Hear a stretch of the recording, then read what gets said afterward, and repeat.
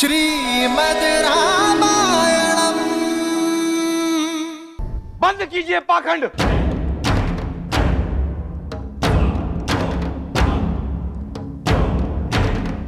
यह चुनाव अनैतिक है। शर्त धनुष पर प्रत्यंचा चढ़ाने की थी, उसे तोड़ने की नहीं।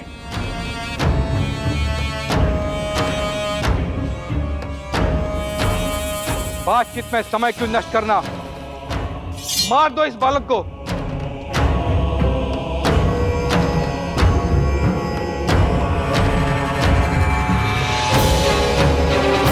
और कर लो सीता का हरण। यदि जनक की सेना बीच में आई तो कर दो वध, क्योंकि कोई भी शिव धनुष अब मिथिला की रक्षा के लिए नहीं है। सावधान।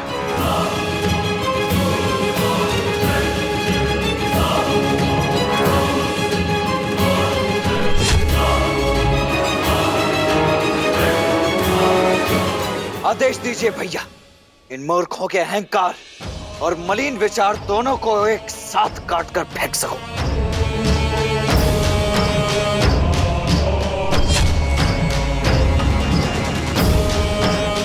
मेरे बाण तो कब से इन्हें चीरने के लिए आतुर हो रहे हैं।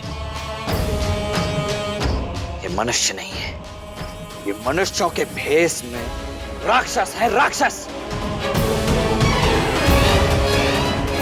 आप बस आज्ञा दीजिए भैया। ये कामदेव जैसे दिखने वाला कोमल बालक कार्तिकी जैसे प्रचंड कैसे हो गया? लक्ष्मण,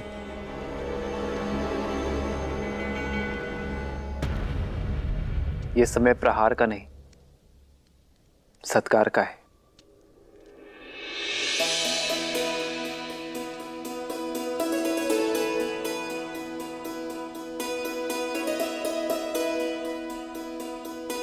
आप सब बड़े हैं हमसे। मेरे भाई की भूल को क्षमा करें और विवाह के लिए शुभाशीष दें।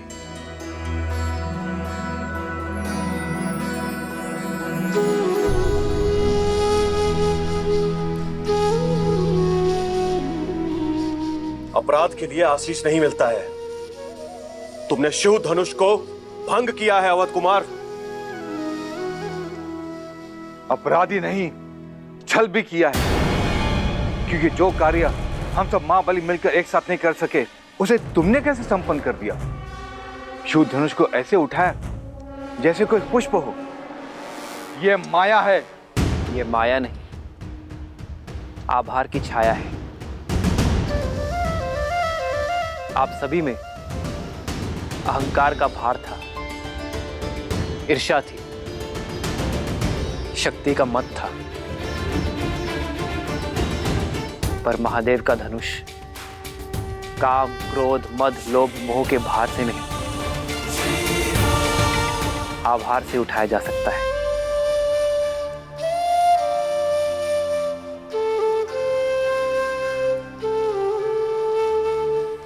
इसे आवेश से नहीं, आग्रह से उठाना था। महादेव के धनुष को उठाने का इससे अच्छा मार्ग कोई हो ही नहीं सकता।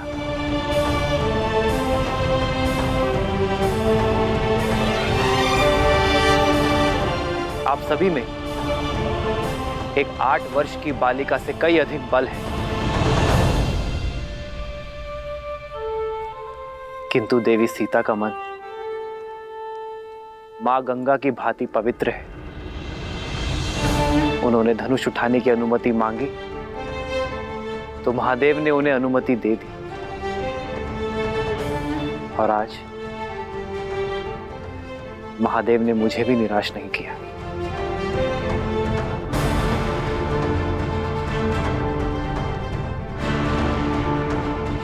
शब्दों के बाढ़ अच्छे चला लेते हो राम। स्वयं को महादेव का सबसे प्रिय भक्त घोषित कर रहे हो, लेकिन भक्त महादेव के प्रिय प्रतीक को भंग नहीं करते हैं। इसका अर्थ है कि महादेव अवश्य तुमसे रुष्ट हैं।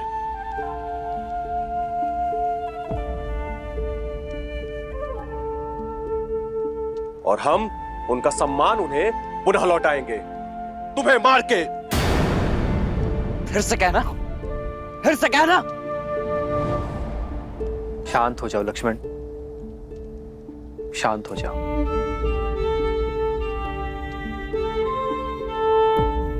सज्जनों, ये धनुष उठाने का निर्णय केवल महादेव का था, तो उन्हें ही निश्चित करने दे कि यह धनुष टूटा कैसे।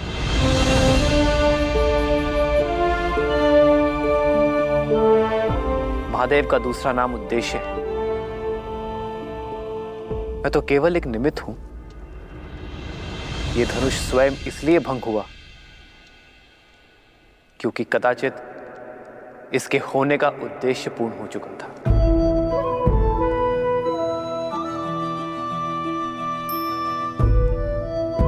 वाद विवाद नहीं, प्रतिशोध चाहिए हमें प्रतिशोध चाहिए। कैसा प्रतिशोध? आपकी हार का?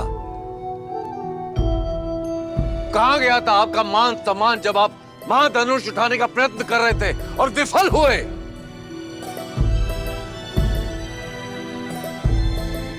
ये स्वयंवर है और इस स्वयंवर का निर्णय हो चुका है।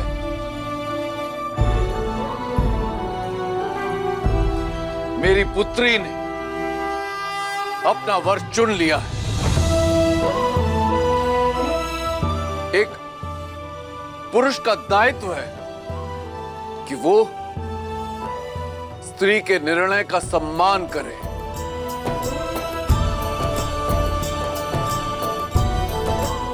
ना कि अपने अभिमान की अग्नि में उसके चैन की आहुति दे दे। ललकारो मत हमें जनक, हम मौन थे क्योंकि अब तुम्हारी रक्षा करने वाला शिव धनुष की ढाल भी अब भंग हो चुकी है। अब युद्ध की अग्नि में तुम्हें और तुम्हारी मिथिला को जलना होगा। और है तुम्हारी ये सुंदर पुत्री, तो उसके भाग्य का निर्णय हम पर छोड़ दो।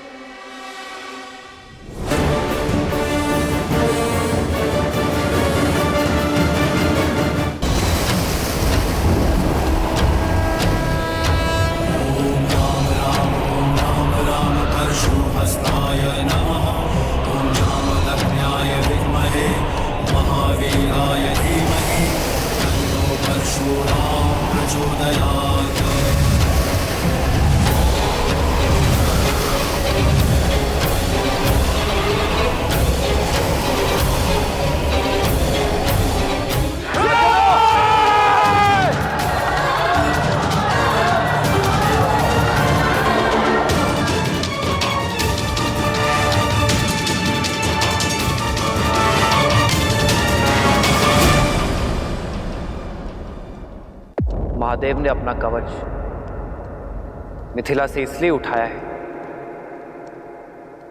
क्योंकि अयोध्या का कवच अब मिथिला पर आ चुका है।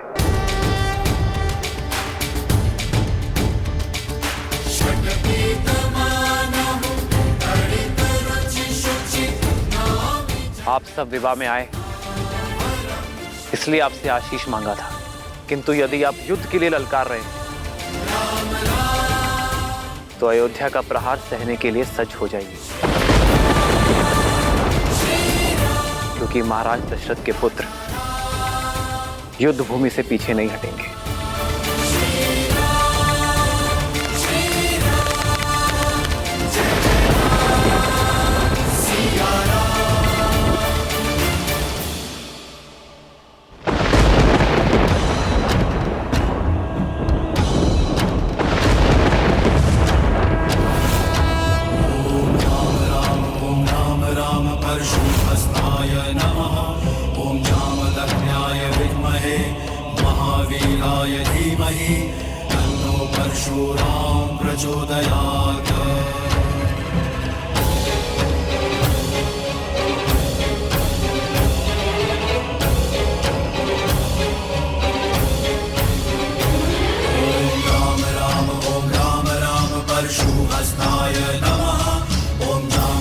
किसने भंग किया मेरे गुरु महादेव का ये धनुष? उस दुस्साहसी का नाश करने ये राम आया है। महादेव का काल आया है, परशुराम आया है।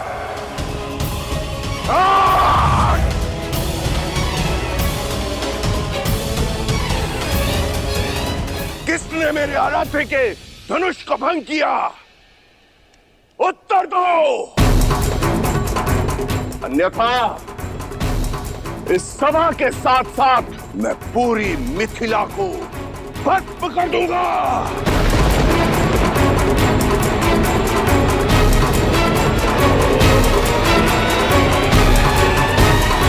बंद कर दो ये सारे द्वार, कोई कहीं नहीं जाएगा।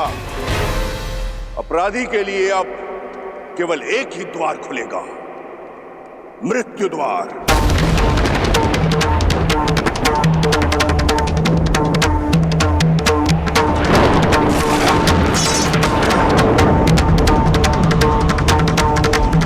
इक्कीस बार इस धरा को मैंने अभिमानी क्षत्रियों से विहीन किया है, 22वीं बार विनाश को निमंत्रण मत दो। बताओ, किसने किया यह दुस्साहस? प्रभु छोड़ दीजिए, क्षमा कीजिए प्रभु, क्षमा कीजिए प्रभु। महादेव के अपराधी का नाम ना बताना भी मृत्यु प्राप्त करने के लिए पर्याप्त है। प्रभु परशुराम,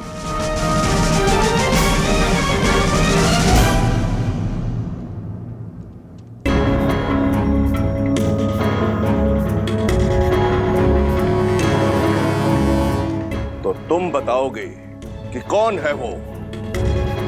बताओ युवक। मैं, शिव धनुष मुझसे भंग हुआ है और इसलिए मैं क्षमा चाहता हूं प्रभु।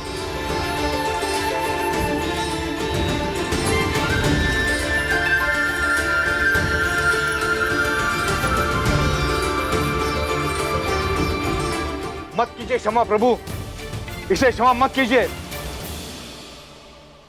ले लीजिए इसे प्राण, यही है वो महापापी। हाँ भगवान, यही वो दुस्साहसी है जिसने शिव धनुष को भंग किया है। गुरुदेव, हम तो इसको खुद दंडित करने जा रहे थे, उसी क्षण आप प्रकट हो गए और यह शुभ कार्य आप अपने हाथों से कीजिए गुरुदेव। प्राण हर लीजिए इसके। तुमने, ये परशुधारी राम जिसका रक्षक है, वो महाधनुष तुमने तोड़ा। अपना परिचय दो बालक। मैं भी राम,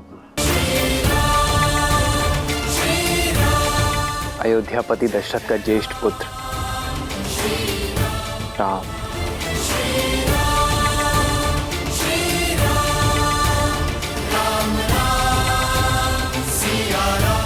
दया, दया गुरुवर, ये मेरी पुत्री का वर है। अद्भुत, इतना गहन अपराध करके भी ये बालक मेरे समक्ष निर्भीक होकर विश्वास पूर्वक खड़ा है। मैं तुम्हारे साहस से अभिभूत हुआ राम, किंतु फिर भी दुर्भाग्यवश मुझे तुम्हारा वध करना होगा।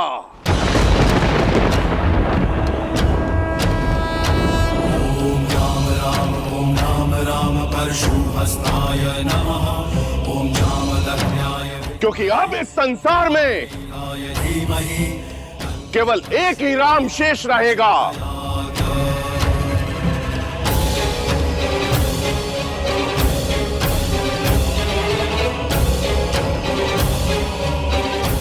धनुष का रक्षक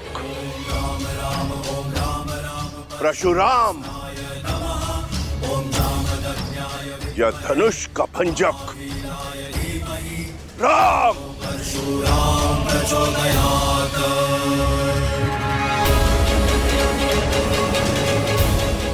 मुझे अपना सेवक समझकर शांत हो जाइए प्रभु। इतना बड़ा अपराध करके स्वयं को मेरा सेवक बता रहे हो? जनक, बताओ इस दृष्ट को। कि कौन सा था वो धनुष। दीदी, यदि युद्ध छिड़ गया तो बहुत बड़ा अनर्थ हो जाएगा। यदि श्री राम ने भगवान परशुराम को मार दिया तो उन पे ब्रह्म हत्या का पाप चढ़ जाएगा, और यदि परशुराम जीत गए तो श्री राम को देखो उर्मिला, मुझे विश्वास है कि वो अपने धर्म की रक्षा के लिए कोई ना कोई उपाय निकाल लेंगे।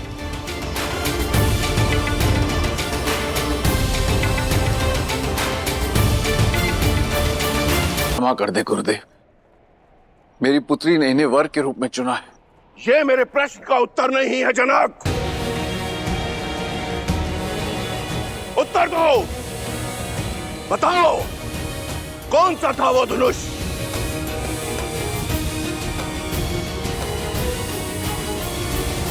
महादेव का पिनाक जो आपने मिथिला को सौंपा था। पर मेरी इस भेंट को, इस पवित्र धनुष को तुमने खिलौना बना दिया।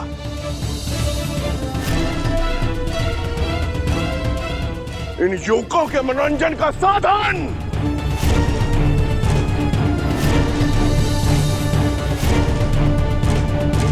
मेरी केवल इतनी ही मंशा थी गुरुवर, महादेव की ये सौगात मेरी पुत्री का सौभाग्य चुने।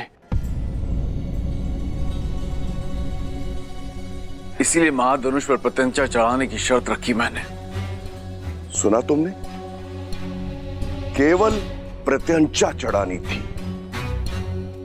धनुष भंग नहीं करना था। मंशा मेरे भी प्रत्यंचा चढ़ाने की ही थी प्रभु, किंतु महादेव की मंशा इस धनुष को तोड़ने की थी। अच्छा, महादेव स्वयं क्यों चाहेंगे कि उनका धनुष भंग हो?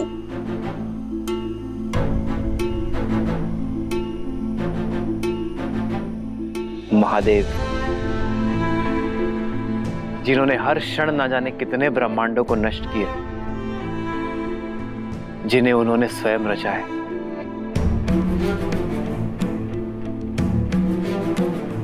इस संसार में हर वस्तु, हर व्यक्ति का एक उद्देश्य होता है, और वो उद्देश्य जब पूर्ण हो जाए तो उसे जाना होता है। फिर वो मैं हूं, आप हैं, या स्वयं महादेव का पिनाक। पिनाक का उद्देश्य पूर्ण हुआ प्रभु, कदाचित उसकी मुक्ति का समय आ गया था। इतनी धृष्टता, कैसे अपने अपराध को महिमा मंडित कर रहे हो? जैसे महादेव का धनुष सूखे पत्तों से बना था, जो तुम्हारे कोमल हाथ लगाते ही टूट गया। जितने उदंडी हो उतने ही अभिमानी भी।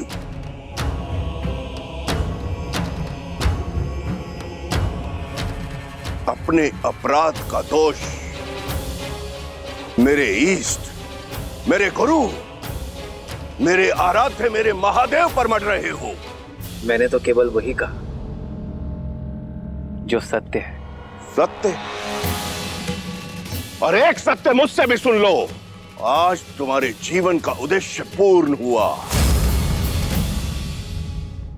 आज तुम्हारी मृत्यु निश्चित है।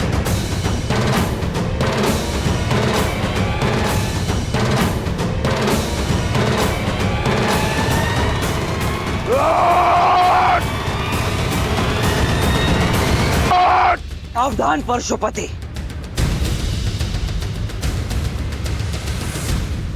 लक्ष्मण। नहीं भैया, कम से कम आज तो मुझे मत रोकिए। आपको चुनौती देने वाले इस अहंकारी को तो मैं नहीं छोड़ूंगा, फिर भले ही उसके पश्चात आप मुझे मृत्यु दंड ही क्यों ना दे दें।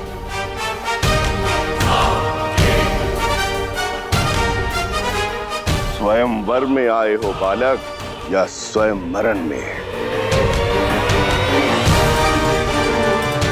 लगता है दोनों भाइयों में होड़ लगी है कि पहले मृत्यु लोक कौन जाएगा।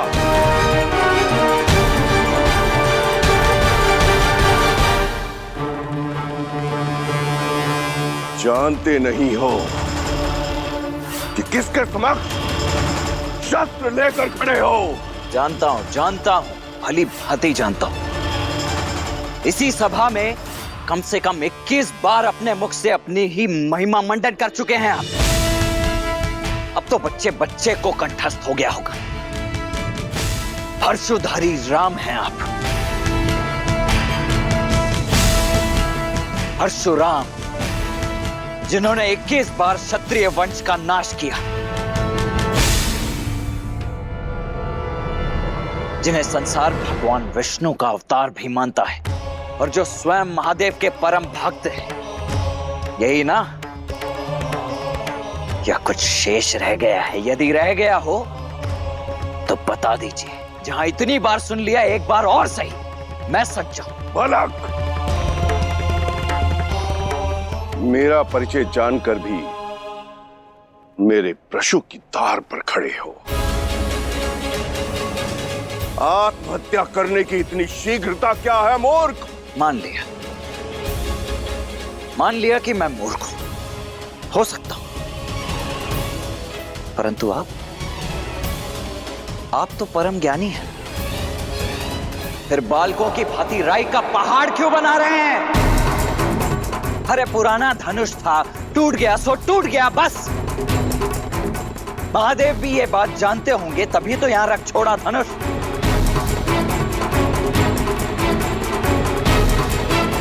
इतना क्या मोह पुराने धनुष से? बालपन में तो न जाने ऐसे खेल खेल में कितने धनुष तोड़ दिए हम। तब तो ना किसी ने धनुषों से ऐसा मोह किया और न ही ऐसा क्रोध। उदंडी!